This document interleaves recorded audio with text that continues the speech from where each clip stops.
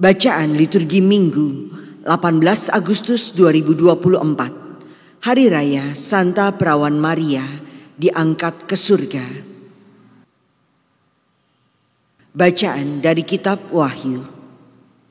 Aku, Yohanes, melihat bait suci Allah yang di surga, dan kelihatanlah tabut perjanjiannya di dalam bait suci itu. Lalu tampaklah suatu tanda besar di langit, seorang perempuan berselubungkan matahari dengan bulan di bawah kakinya, dan sebuah mahkota dari 12 bintang di atas kepalanya. Ia sedang mengandung. Dalam keluhan dan penderitaannya hendak melahirkan, ia berteriak kesakitan. Maka tampaklah suatu tanda yang lain di langit. Seekor naga merah padam yang besar, berkepala 7 dan bertanduk 10, dan di atas kepalanya ada 7 mahkota. Ekornya menyapu sepertiga dari bintang-bintang di langit dan melemparkannya ke atas bumi. Naga itu berdiri di hadapan perempuan yang hendak melahirkan itu untuk menelan anaknya. Segera sesudah perempuan itu melahirkannya, dan perempuan itu melahirkan seorang anak laki-laki yang akan menggembalakan semua bangsa dengan gada besi. Tetapi tiba-tiba anak itu direnggut dan dibawa lari kepada Allah dan ke hadapan tahtanya. Lalu perempuan itu lari ke padang gurun, di mana Allah telah menyediakan suatu tempat baginya. Kemudian aku mendengar suara yang nyaring di surga.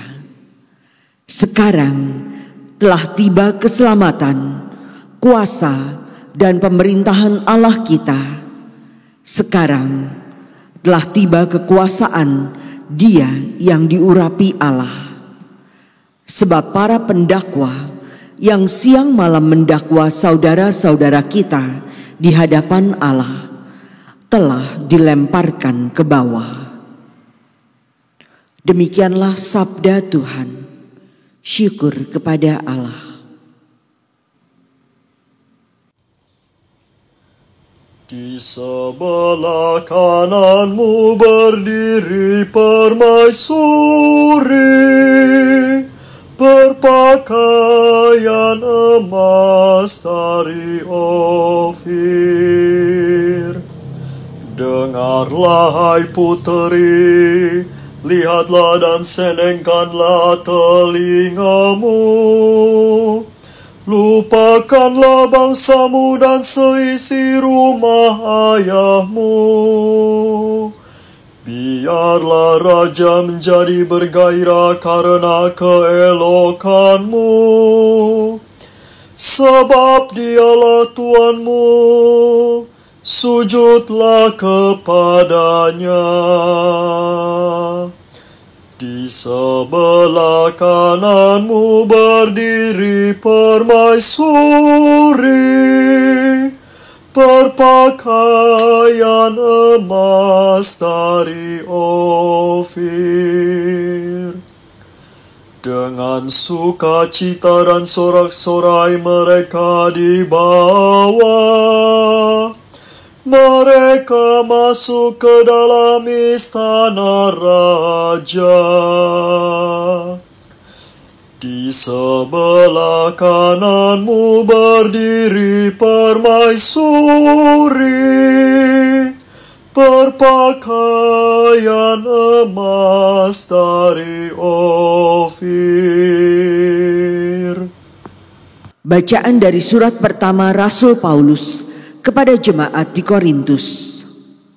Saudara-saudara, Kristus telah dibangkitkan dari antara orang mati sebagai yang sulung dari orang-orang yang telah meninggal. Sebab sama seperti maut datang karena satu orang manusia, demikian juga kebangkitan orang mati datang karena satu orang manusia. Karena sama seperti semua orang mati dalam persekutuan dengan Adam, demikian pula semua orang akan dihidupkan kembali dalam persekutuan dengan Kristus. Tetapi tiap-tiap orang menurut urutannya. Kristus sebagai buah sulung. Sesudah itu mereka yang menjadi miliknya pada waktu kedatangannya. Kemudian tibalah kesudahannya, yaitu bila mana Kristus menyerahkan kerajaan kepada Allah Bapa sesudah ia membinasakan segala pemerintahan, kekuasaan, dan kekuatan. Karena Kristus harus memegang pemerintahan sebagai raja sampai Allah meletakkan semua musuhnya di bawah kakinya. Musuh yang terakhir yang ia binasakan ialah maut. Demikianlah sabda Tuhan. Syukur kepada Allah. Haleluya, haleluya. Maria diangkat ke surga. Para malaikat bersuka cita. Haleluya, haleluya.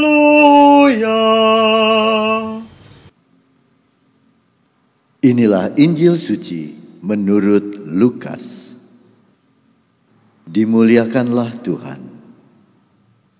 Beberapa waktu sesudah kedatangan malaikat Gabriel, bergegaslah Maria ke pegunungan menuju sebuah kota di Yehuda. Ia masuk ke rumah Zakaria dan memberi salam kepada Elisabet.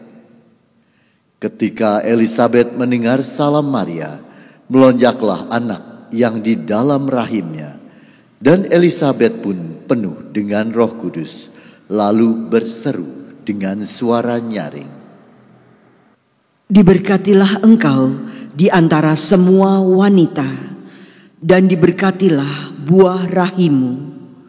Siapakah aku ini sampai ibu Tuhanku datang mengunjungi aku? Sebab sesungguhnya ketika salammu sampai kepada telingaku, anak yang di dalam rahimku melonjak kegirangan. Sungguh berbahagialah dia yang telah percaya, sebab firman Tuhan yang dikatakan kepadanya akan terlaksana. Lalu kata Maria, Jiwaku memuliakan Tuhan, dan hatiku bergembira karena Allah Juru Selamatku, sebab ia telah memperhatikan kerendahan hamba-Nya. Sesungguhnya mulai sekarang segala keturunan akan menyebut aku berbahagia, karena Yang Maha Kuasa telah melakukan perbuatan-perbuatan besar kepadaku, dan namanya adalah kudus. Rahmat-Nya turun-temurun atas orang yang takut akan Dia. Ia memperlihatkan kuasa-Nya dengan perbuatan tangan-Nya, dan mencerai-beraikan orang-orang yang congkak hatinya. Ia menurunkan orang-orang yang berkuasa dari tahtanya, dan meninggikan orang-orang yang rendah.